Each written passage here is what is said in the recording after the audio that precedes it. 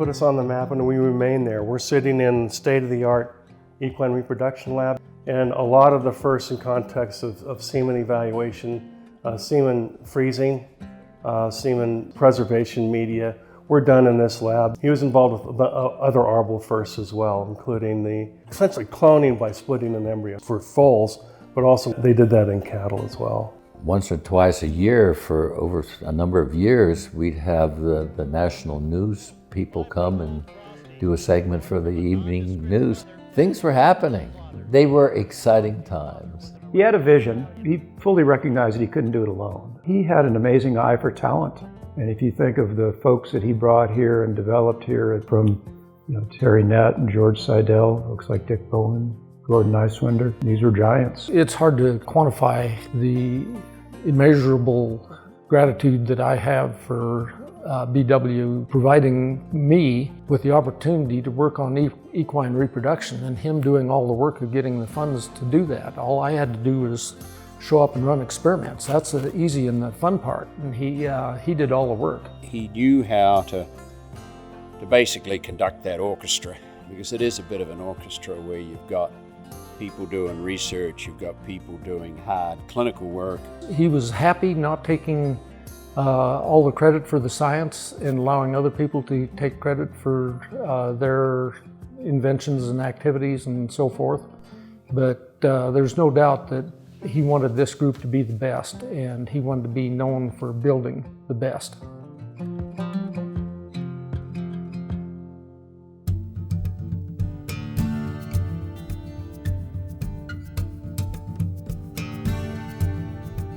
We have not stayed in touch over the years, and for that I'm sorry. But we did have a wonderful phone conversation just a few weeks ago and relived some fun memories. He told me how he appreciated all of my hard work over the years. And I told him how I appreciated him teaching me how to work for a son of a bitch. It was great to hear him laugh. And he said, well, at least this son of a bitch got a lot of work done. Getting things done was his nature, and he did not mind going around all the intermediary steps and going right to the boss. I laughed as I was trying to recreate some of the wonderful stories of interacting with those guys, all of whom worked for Pickett. For that matter, I worked for Pickett, at least in Pickett's organization chart, which I readily accepted because the guy usually brought success out of any great academic or fundraising challenge. It just shows the energy, because I know better than most how difficult it is to get these buildings funded and these programs started. He was tireless. We didn't even really call it customer service in those days. It was devotion, it was helping, it was being the best for any guest that we brought to campus. If that was a short course participant, if that was a prospective student or a graduate student or anyone. I think Vaughn put it the best. He said he taught us to panic if the coffee got cold. Dr. Pickett was an Okie and full of stories. and he used that to get donations and so on, millions of dollars for building buildings and endowments for graduate students and so on. But at the same time, he wanted to do experiments that would meet the test of time. He kept repeating that. The important thing about Dr. Pickett was his genuine respect for the science and how it applies to what we do on a daily basis. All of us had an idea about how to do things, and whenever you find out that everybody has a different idea about something, that means nobody knows what the hell they're doing for sure. And he brought reason to that type of thing. He was the foundation for a tectonic move in equine reproduction. He was my go-to guy. And it wasn't just me in my tiny little corner of the world. It was Kentucky, it was Florida, it was California. He was a living textbook, and he was always accessible.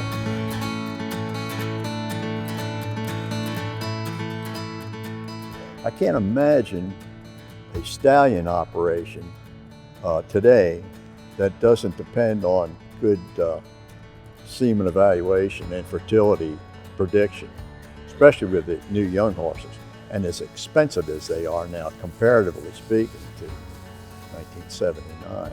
So Pickett was the pioneer. He went out and raised money and made appeals to breeding farms on the importance of that type of science and that type of knowledge in order to maximize reproductive efficiency. That was the mantra for Colorado State University. It's got to maximize reproductive efficiency of these horses. You know, we were big shots then. We had 2 Triple Crown winners and 2 other Derby winners, and that was very impactful, not just to Spendthrift, but to the industry at large. When you go through the scientific literature and you trace it back far enough, it'll always source back to Dr. Pickett. There was this integration of service work, short courses, mentoring graduate students, visiting scientists, being bold and doing experiments that other people maybe weren't prepared to go out on a limb on, that all fit together to make CSU world famous in this area.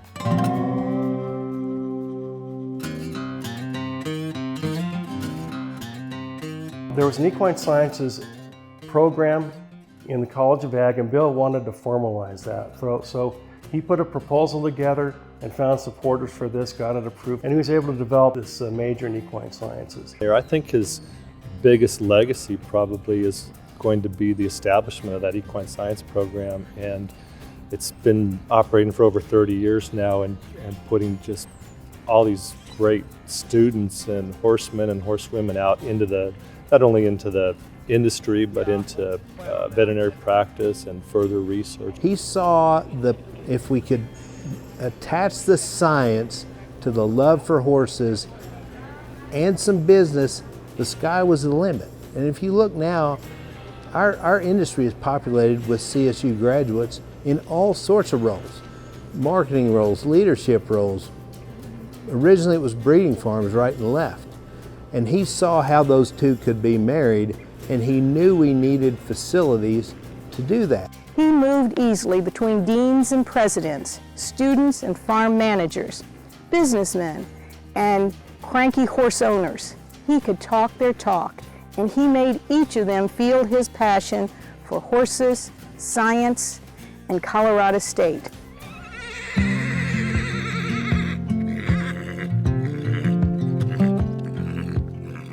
I'm better for having known him. Great fellow. To me, his true legacy is his leadership. He had a vision of what he wanted to build here and built it very, very well. He leaves behind the reputation for excellence. When you think of the pipeline that has been generated of academicians, of scientists, of breeding managers, of veterinarians, because of this program, certainly would be measured in thousands. And that's a heck of a legacy. Buildings come, buildings go. But when you are able to have professional grandchildren, great-grandchildren, and great-great-grandchildren, that's a hell of a legacy. It's often said that universities are built by thousands of people, and that's true, of course. But when you look at a great university, there are always a couple of foundational colleges. And within each of those colleges, there are a couple of cornerstone programs. And if you look in those programs, there are always a couple of people, a couple of giants who came in, made their mark, laid the foundation, and helped build those programs. BW was one of those people. Colorado State would not be the great university she is without Bill Pickett.